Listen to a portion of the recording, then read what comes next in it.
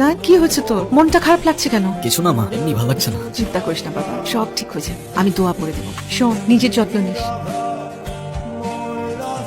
Hello, কে? আমি। দিয়া, কোথায় তুমি? তোমাকে 2 দিন ধরে কল দিয়ে যাচ্ছি আমি। তোমার ফোন সুইচ অফ কেন? আর এটা কার নাম্বার? আমারই নাম্বার। আমি তো চলে আসছি। কোথায় চলে আসছো? কেন, বাংলাদেশে? মানে কি আমাকে একবার বলবা না তুমি? বলে কি লাভ? তুমিই তো বলছো যে দেশে ফেরার কোনো ইচ্ছা নেই, তো বলে কি হবে? তাই বলে তুমি আমাকে এভাবে না বলে চলে যাবা? আমার তো দেখা করতে হবে তোমার সাথে, তোমাকে অনেক কিছু বলতে হবে আমার। কিভাবে বলবো আমি? যদি দেখা করতেই চাও তাহলে চলে আসো বাংলাদেশে।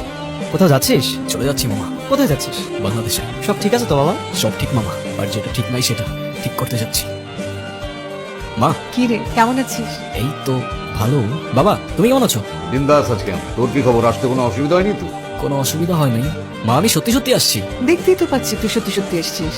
মানে কি আমি এত বছর পরে আসলাম আর তোমাদের কিচ্ছু মনে হচ্ছে না? কেন মনে হবে? এতদিন আমাদের কথা মনে হচ্ছে তোর? আমার তোমাদের কথা প্রত্যেকটা দিন প্রত্যেকটা সেকেন্ড মনে পড়ে। তা না হলে কি 3666 কিলোমিটার বাড়ি দিয়ে তোমাদের সাথে দেখা করতে আসতাম? আর নাটক করতে হবে না।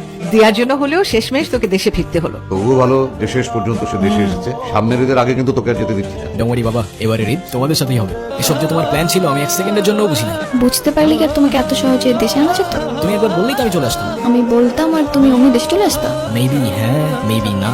তারপর প্ল্যান কি? কবে কথা বলতেছি আমরা? কোন বিষয়? Marriage, what else? সামনের মাসে তোমার বিয়ে, এজন্যই তো তাড়াহুড়ো করে দেশে চলে আসলাম। মানে কি? আসলেই এই তুমি কি আমার ক্লাস নিচ্ছ? দেখো অযথা এসব বিষয়ে মজা করো না এখন প্লিজ। আমি মজা কেন করতে যাব? সত্যিই সামনের মাসে আমার বিয়ে। কি বলতেছো এসব তুমি? তাহলে আমার কি হবে? তোমার কি হবে মানে? তুমি তো একা ভালোই আছো। আর তাহলে এতদিন এসব কি ছিল?